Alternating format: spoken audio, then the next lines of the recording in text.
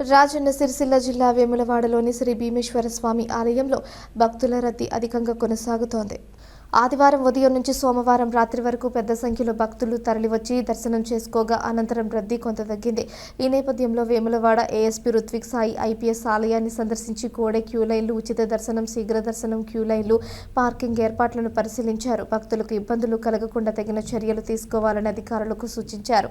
ఈ పరిశీలనలో ఆలయ ఈవో రమాదేవి, ఆలయ సిబ్బంది, పోలీస్ సిబ్బంది పాల్గొన్నారు. భక్తుల రద్దీ నిర్వహణకు చేపడుతున్న చర్యలను వారు ఏఎస్పీకి వివరించారు.